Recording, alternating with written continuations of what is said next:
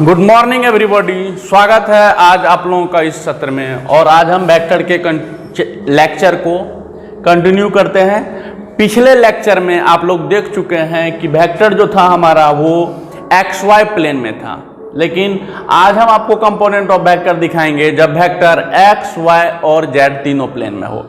तो उसको दिखाने की हम यहाँ कोशिश किए। ये हमारा क्यूबॉइड के मदद से हम एक्स एक्सिस, वाई एक्सिस और जेड एक्सिस को दिखाया है, और आपको मानना पड़ेगा कि ये तीनों एक्सिस एक दूसरे के परपेंडिकुलर है।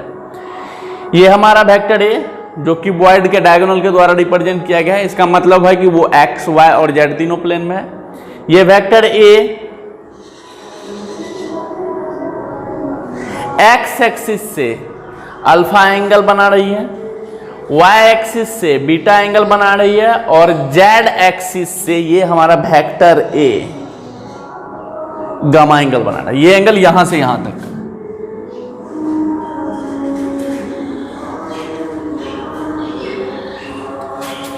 ये वेक्टर ए एक्स एक्सिस से अल्फा एंगल बना रही है, वाई एक्सिस से बीटा एंगल बना रही है, और जेड एक्सिस से ये वेक्टर ए गामा एंगल बना रही है। अब हम वेक्टर का कंपोनेंट लिखते हैं। चूंकि वेक्टर एक्स, वाई और जेड तीनों प्लेन में है तो इसका 3 कंपोनेंट होगा। तो हम वेक्टर ए को लिखते हैं कंपोनेंट फॉर्म में ए। अब देखिए इसका एक्स एक्सिस की ओर कंपोनेंट कितना होगा, तो हम पिछले लेक्चर में बात कर चुके हैं कि यदि हमें एक्सेस से एंगल मालूम हो तो उधर उसका कंपोनेंट कॉस के टर्म में होता है। तो E vector A x axis से कितना एंगल सबटेंड करे, अल्फा, तो इसका एक्स एक्सिस की ओर कंपोनेंट होगा ए कॉस अल्फा। और चूंकि डायरेक्शन एक्स एक्सिस की ओर होगा और एक्स एक्सिस की ओर डायरेक्शन दिखलाने के लिए हम लोग यूनिट वेक्टर यूज करते हैं आई कैप। तो ए कॉस अल्फा आई कैप प्लस इसके वाई एक्सिस की ओर कंपोनेंट कितना होगा बच्चों, तो वाई एक्सिस से ये वेक्टर ए कितना एंगल बना रही है, बीटा। और वाई एक्सिस से जब बीटा एंगल बना रहे तो वाई एक्सिस की ओर कंपोनेंट होगा ए कॉस बीटा। डायरेक्शन चूंकि वाई एक्सिस की ओर है तो हम वाई एक्सिस की ओर एक यूनिट वेक्टर मल्टीप्लाई करेंगे जे कैप प्लस। अब जेड एक्सिस की ओर इसका कंपोनेंट कितना होगा, तो जेड एक्सिस से कितना एंगल बना रही है वेक्टर ए गामा। और आपको पिछले लेक्चर में मैं बता चुका हूं कि एक्सिस से जब हमें एंगल मालूम होती है तो उधर उसका कंपोनेंट कॉस के टर्म में होता है। तो हो जाएगा ए कॉस गामा। और डायरेक्शन चूंकि जेड एक्सिस की ओर है तो जेड एक्सिस की ओर हम एक यूनिट वेक्टर मल्टीप्लाई करेंगे के कैप। तो चूंकि वेक्टर हमारा एक्स, वाई और जेड प्लेन में था इसलिए इसका 3 कंपोनेंट आया। ठीक है, यहां जो हम वेक्टर ए को लिखे हैं, यहां पर ये जो ए कॉस अल्फा है, चूंकि ये एक्स एक्सिस की ओर कंपोनेंट है, ये ए कॉस बीटा किस ओर कंपोनेंट है, वाई एक्सिस की ओर, और ए कॉस गामा किस ओर कंपोनेंट है, जेड एक्सिस की ओर। एक तो वैसे भी आई, जे और के कैप से मालूम चल रहा है कि ये एक्स एक्सिस की ओर है, ये वाई एक्सिस की ओर है, और वो जेड एक्सिस की ओर। और दूसरी बात कि एक्स एक्सिस से एंगल कितना है, अल्फा, तो यकीनन ये चूंकि कॉस अल्फा है तो ये एक्स कंपोनेंट होगा। वाई एक्सिस से कितना एंगल बना रहा है वेक्टर भी ए बीटा, तो ये यकीनन वाई कंपोनेंट होगा। और जेड एक्सिस से कितना एंगल बना रहा है वेक्टर ए गामा, तो यकीनन वो जेड कंपोनेंट होगा। तो यहां जो आया है इसमें जो हमारा ये वेक्टर ए का ए कॉस अल्फा क्या है, ए कॉस अल्फा है यहां बच्चों x component of vector A, जिसे नॉर्मली ए एक्स से दिखाते हैं। ए एक्स मीन्स एक्स कंपोनेंट किसका, वेक्टर ए का। ठीक है, अब यहां जो ए कॉस बीटा है ये है y component of vector A. इसको जनरली हम लोग ए वाई से दिखाते हैं। एंड ए कॉस गामा क्या है,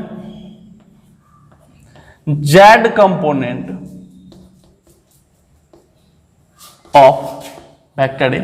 इसको नॉर्मली हम लोग ए जेड से दिखाते हैं।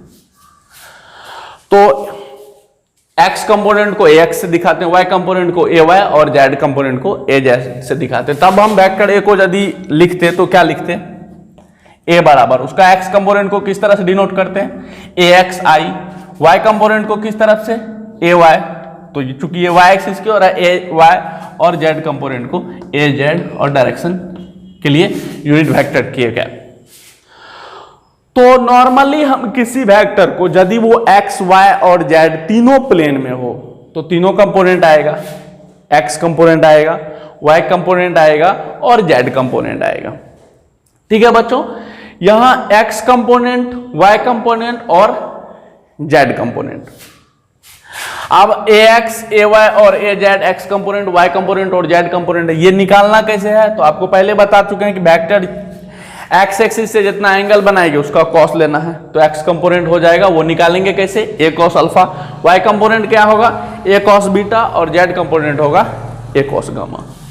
अब यहां सवाल उठता है कि यदि वेक्टर कंपोनेंट फॉर्म में दिया रहे, एक वेक्टर दिया हुआ ए एक्स आई, ए वाई जे और ए जेड, तो इसका मैग्नीट्यूड कैसे निकालेंगे? तो यहां आपको फिगर से दिख रहा है, या तो हम इसको प्रूफ करते, लेकिन वो थोड़ा सा टाइम टेकिंग होगा, इसलिए हम क्या करते हैं, इसको आपको जहां हम वेक्टर ए को रिप्रेजेंट किए हैं तो वो आपको लग रहा है कि एक डायगोनल ऑफ क्यूबॉइड जैसा, और वैसे भी नॉर्मली डायगोनल ऑफ क्यूबॉइड होता है रूट अंडर एल स्क्वायर जोड़ बी स्क्वायर जोड़ एच स्क्वायर। और यदि ये वेक्टर, अब जैसे वेक्टर ए तीन कंपोनेंट में टूट गया तो ये भी एक वेक्टर है और इस वेक्टर की डायरेक्शन है एक्स एक्सिस की ओर। आप इसको नॉर्मली इसको भी एक वेक्टर की तरह सोच सकते हैं जिसका डायरेक्शन क्या है? जेड वाई एक्सिस की ओर, और ये वेक्टर है जिसका डायरेक्शन है जेड एक्सिस की ओर। और मान लेते हैं कि हमको वेक्टर को इस वेक्टर का मैग्नीट्यूड निकालना, मैग्नीट्यूड निकालने के लिए हम इस दोनों वेक्टर का मैग्नीट्यूड निकालेंगे। तो ये जो दोनों वेक्टर होगा हमारा, इसका मैग्नीट्यूड निकालने के लिए आप जानते हैं कि ये दोनों वेक्टर एक्स वाई प्लेन में होगा, तो ये दोनों वेक्टर जो एक्स वाई प्लेन में होगा तो इन दोनों वेक्टर के बीच एंगल कितना बन रहा है? ये एक्स डायरेक्शन में है, ये वाई डायरेक्शन में है, तो इन दोनों वेक्टर के बीच एंगल कितना बन रहा है? 90 डिग्री। तो इस दोनों का जो रिजल्टेंट का मैग्नीट्यूड होगा वो होगा रूट अंडर, क्योंकि आप जानते हैं कि दो वेक्टर के बीच जब एंगल 90 डिग्री बनता है तो पहले वेक्टर को, तीन वेक्टर को ऐड करने के लिए हम ऐसा कर सकते हैं कि इन दोनों को पहले ऐड करके इसके रिजल्टेंट का मैग्नीट्यूड निकालते हैं, फिर हम इसको उस रिजल्टेंट से ऐड करेंगे। तो इसका जो रिजल्टेंट होगा वो होगा, क्योंकि ये वेक्टर और ये वेक्टर, क्योंकि ये एक्स एक्स डायरेक्शन की ओर है और ये वाई डायरेक्शन की ओर है, तो इसका जो रिजल्टेंट होगा उसकी मैग्नीट्यूड होगी, और ये दोनों एक दूसरे से 90 डिग्री पर है, ए एक्स स्क्वायर प्लस ए वाई स्क्वायर। अब ये जो वेक्टर है इसका मैग्नीट्यूड आया रूट अंडर ए एक्स स्क्वायर जोड़ ए वाई स्क्वायर, और ये यदि वेक्टर एक्स वाई प्लेन में है तो यकीनन इसका रिजल्टेंट भी एक्स वाई प्लेन में होगा। मान लेते हैं हमारा ये एक्स एक्सिस है, ये हमारा वाई एक्सिस है, और ये चौक हमारा जेड एक्सिस है, ये जेड एक्सिस के। और मान लेते एक दो वेक्टर है ए और बी एक्स वाई प्लेन में, मान लेते ये वेक्टर ए है और ये वेक्टर बी है, तो ये दोनों वेक्टर एक्स वाई प्लेन में है। अब इसका जो रिजल्टेंट निकालेंगे उसके लिए आपको हम बताए थे कि पैरेललोग्राम ड्रॉ करेंगे, पैरेललोग्राम ये ड्रॉ किया हम। तो अब जो ये रिजल्टेंट आया वेक्टर ए और बी का, ये भी किस प्लेन में है? एक्स वाई प्लेन में। और इस दोनों वेक्टर का जो रिजल्टेंट होगा वो जेड एक्सिस से कितना एंगल बनाएगा? चूंकि रिजल्टेंट है एक्स वाई प्लेन में तो यकीनन रिजल्टेंट भी जेड एक्सिस से 90 डिग्री के एंगल पर होगा। तो वही हम आपको कह रहे थे कि हम कैसे मैग्नीट्यूड निकालें, ये आपको हम प्रूफ करके दिखाते हैं कि इस वेक्टर ए का हमको मैग्नीट्यूड निकालना है जो कंपोनेंट फॉर्म में दिया हुआ है। तो उसको सोचिए कि ये तीनों भी तो वेक्टर है, इन तीनों वेक्टर को ऐड करके ये वेक्टर आया है, तो अब इस तीनों का हमको रिजल्टेंट का मैग्नीट्यूड निकालना है। उसके लिए क्या करते हैं, पहले इन दोनों वेक्टर का रिजल्टेंट का मैग्नीट्यूड निकालते हैं। तो इसके रिजल्टेंट का मैग्नीट्यूड आया ए एक्स स्क्वायर जोड़ ए वाई स्क्वायर। अब हमको ये वेक्टर और इस वेक्टर को ऐड करना है, तो इस वेक्टर का डायरेक्शन किधर है? जेड एक्सिस की ओर। और ये जो इस दोनों वेक्टर का जो ऐड करके रिजल्टेंट का मैग्नीट्यूड आया है वो आया है रूट अंडर ए एक्स स्क्वायर जोड़ ए वाई स्क्वायर। लेकिन यकीनन ये कहीं, ये जो रिजल्टेंट का मैग्नीट्यूड आया ये एक्स वाई प्लेन में होगा, और ये जो वेक्टर है जिसकी मैग्नीट्यूड है ए जेड, वो जेड एक्सिस के डायरेक्शन में होगा। तो जेड एक्सिस से इस वेक्टर का जो भी डायरेक्शन रहा होगा, लेकिन होगा ये एक्स वाई प्लेन में। इन दोनों वेक्टर का जो ये रिजल्टेंट का मैग्नीट्यूड आया है, मैग्नीट्यूड इतना होगा लेकिन वेक्टर होगा एक्स वाई प्लेन में। तो अब ये जो वेक्टर का, ये दोनों वेक्टर का जो रिजल्टेंट वेक्टर है, ये resultant vector X Y plane में है, और फिर जिसको इससे ऐड करना है वो जेड एक्सिस की ओर है, यानी अब इन दोनों वेक्टर के बीच भी एंगल कितना बनता होगा 90 डिग्री का, क्योंकि ये वेक्टर का मैग्नीट्यूड इतना है ये एक्स वाई प्लेन में और ये जेड एक्सिस की ओर है। तो जो भी वेक्टर एक्स वाई प्लेन में होगा उस वेक्टर से जेड एक्सिस की ओर जो वेक्टर होगा 90 डिग्री पर होगा। यानी अब हमको इन दोनों वेक्टर का रिजल्टेंट का मैग्नीट्यूड चाहिए, अब इन दोनों के बीच भी एंगल 90 डिग्री बन रहा है। उसके लिए फिर हम क्या करेंगे, वही बात कि जब दो वेक्टर एक दूसरे से 90 डिग्री पर हो तो रिजल्टेंट का मैग्नीट्यूड होता है दोनों वेक्टर के मैग्नीट्यूड का स्क्वायर, तो इसका स्क्वायर कीजिएगा तो रूट अंडर ए एक्स स्क्वायर प्लस ए वाई स्क्वायर प्लस इस वेक्टर के मैग्नीट्यूड का स्क्वायर प्लस इसका स्क्वायर ए जेड स्क्वायर। अब ये स्क्वायर से रूट यहां क्या हो जाएगा, हट जाएगा, तो क्या हो जाएगा ए एक्स स्क्वायर प्लस ए वाई स्क्वायर प्लस ए जेड स्क्वायर। तो ये सिर्फ आपको हम सोचने के लिए बताएं कि आपको क्या करना है, लेकिन आपको इतना नहीं करना है, इतना दूर नहीं जाना है। आपको सिर्फ याद रख लेना है बच्चों कि यदि रिजल्टेंट कंपोनेंट फॉर्म में लिखा हो और उसका हमें मैग्नीट्यूड लिखना है, मान लेते हैं हमें वेक्टर ए का मैग्नीट्यूड, तो आंख मूंद के आप रूट लेके तीनों कंपोनेंट का स्क्वायर को ऐड कर देते। यहां वेक्टर ए का मैग्नीट्यूड होगा एक्स कंपोनेंट का स्क्वायर यानी A X square plus y component का स्क्वायर प्लस z कंपोनेंट का स्क्वायर।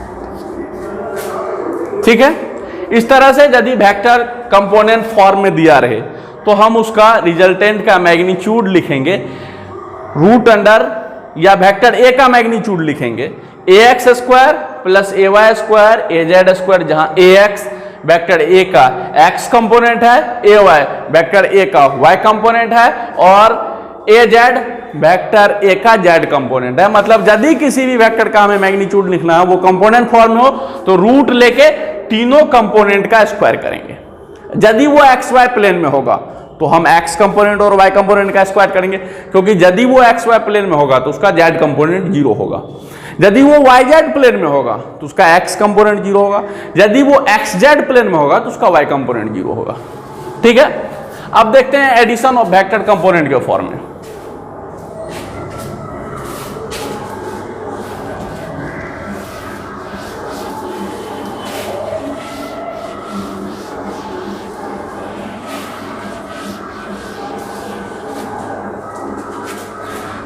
मान लेते हैं बच्चों हमारे पास तीन वेक्टर है ए बी और सी और वो तीनों एक्स वाई जेड प्लेन में है। तो यदि तीनों एक्स वाई जेड प्लेन में है तो तीनों का तीनों कंपोनेंट आएगा, एक्स कंपोनेंट आएगी, वाई कंपोनेंट आएगी और जेड कंपोनेंट आएगा।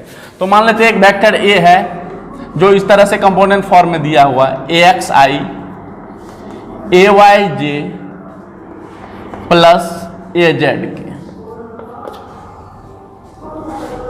वेक्टर बी दिया हुआ है बी एक्स आई बी वाई जे प्लस बी जेड के एंड वेक्टर सी दिया हुआ है सी एक्स आई सी वाई जे प्लस सी जेड के। अब इन तीनों को हमें ऐड करना है। तो इससे पहले पिछले लेक्चर में हम बोल दिए थे कि यदि 3 या 3 से अधिक वेक्टर को ऐड करना हो तो हम उसे कंपोनेंट फॉर्म में ऐड करेंगे। तीनों का हम कंपोनेंट निकालेंगे और तीनों वेक्टर को कंपोनेंट फॉर्म में लिख के एक्स कंपोनेंट वाई कंपोनेंट और फिर ऐड करना कितना आसान है वो देखिए। क्यों ये आसानी से ऐड हो जाता है। मान लीजिए ये ए वेक्टर जो है ये इसको आप तीनों को वेक्टर की तरह ही ट्रीट कर सकते हैं कि इन तीनों वेक्टर का सम है वेक्टर ए, इन तीनों वेक्टर का सम है वेक्टर बी और इन तीनों वेक्टर का सम है वेक्टर सी। अब इन तीनों वेक्टर को सम करना, इसका मतलब हमें 3 3 6 और 3 9 वेक्टर को सम करना है। तो सम में क्या कर सकते हैं कि हम किसी को पहले सम कर सकते हैं, किसी को बाद में सम कर सकते हैं। तो आप देखिए यदि हम तीनों वेक्टर को सम करेंगे तो ये जो वेक्टर है ए एक्स आई और ये बी एक्स आई और ये सी एक्स आई, ये तीनों एक्स एक्सिस के डायरेक्शन में, मतलब ये तीनों वेक्टर एक दूसरे से 0 डिग्री के एंगल पर है। और आप जानते हैं कि जब दो वेक्टर एक दूसरे से 0 डिग्री के एंगल पर होता तो उसका रिजल्टेंट निकालने के लिए डायरेक्ट हम उसके मैग्नीट्यूड को क्या कर सकते हैं, ऐड कर सकते हैं। तो इसलिए यदि हमको यहां a प्लस बी प्लस सी निकालना होगा तीनों वेक्टर का सम, तो चूंकि ये जो तीनों वेक्टर है हम इन 9 वेक्टर को ऐड करेंगे तो उसमें हम इन तीनों वेक्टर को पहले ऐड कर लेते हैं, क्योंकि ये तीनों वेक्टर एक्स एक्सिस के डायरेक्शन में है और तीनों वेक्टर एक्स एक्सिस के डायरेक्शन में है तो वो आसानी से ऐड होगा। तो इसका मैग्नीट्यूड होगा क्या, ax plus bx plus cx, लेकिन तीनों का डायरेक्शन फिर किधर होगा, x एक्सिस की ओर। y और फिर y कम ये तीनों वेक्टर जो है ये y डायरेक्शन में है, तो y डायरेक्शन में तो फिर इन तीनों के बीच एंगल कितना, 0 डिग्री, ये डायरेक्ट जुटेगा।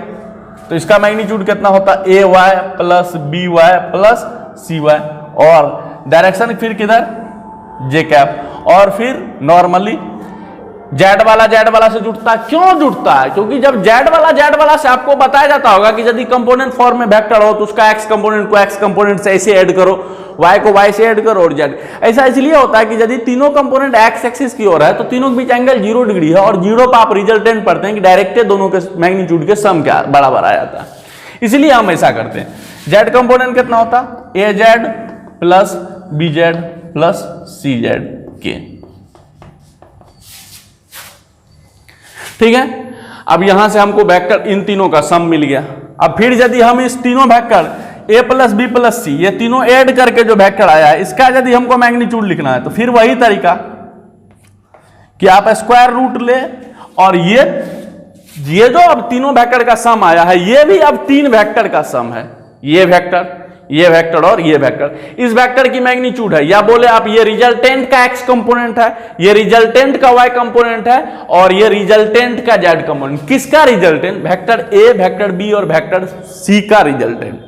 तो इसके लिए भी अब ये तीनों वेक्टर एक दूसरे के परपेंडिकुलर है, क्योंकि ये x एक्सिस की ओर है, ये y एक्सिस की ओर, ये z एक्सिस। तो तरीका वही होगा कि इसका रिजल्टेंट का मैग्नीट्यूड निकालने के लिए आप x कंपोनेंट का स्क्वायर करें, that means ax plus bx plus cx का square plus ay plus by plus cy का स्क्वायर प्लस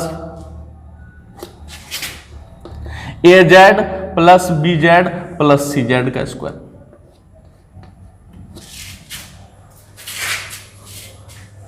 इस तरह से आप रिजल्टेंट के मैग्नीट्यूड को निकालते हैं या वेक्टर को ऐड करते हैं कंपोनेंट फॉर्म में।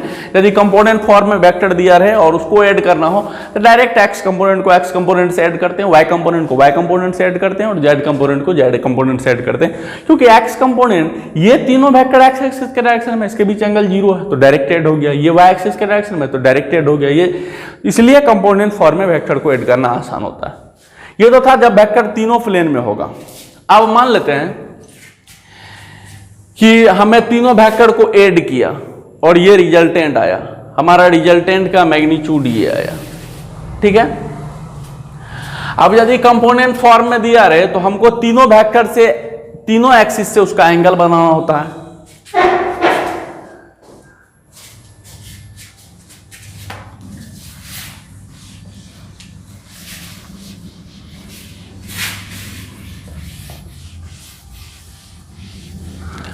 बच्चों हम मान के चलते हैं कि जैसे अभी हमारा vector X Y Z plane में था, मान लेते हैं कि वो सिर्फ यदि एक्स वाई प्लेन में हो तो क्या होगा, if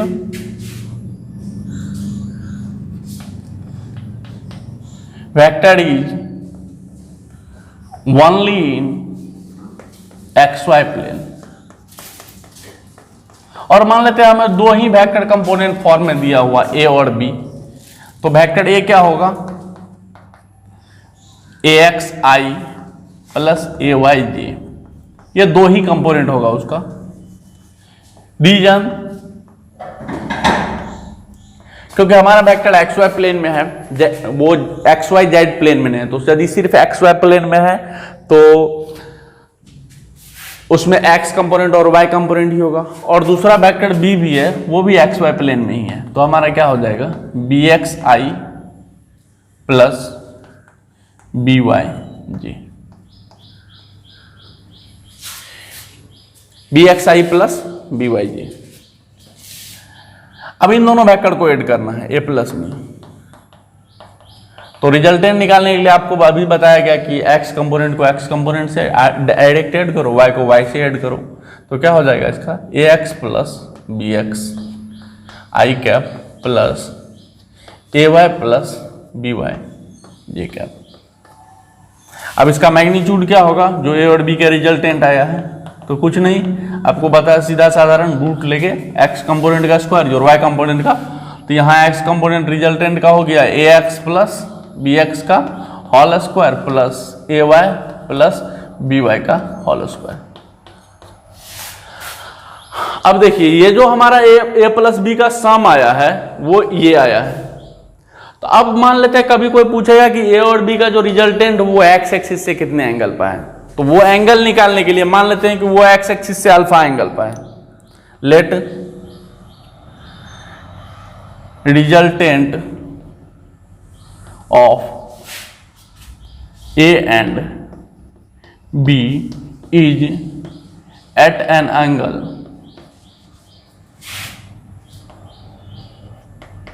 let resultant of A and B is at an angle alpha with x axis is at an angle of alpha with x axis।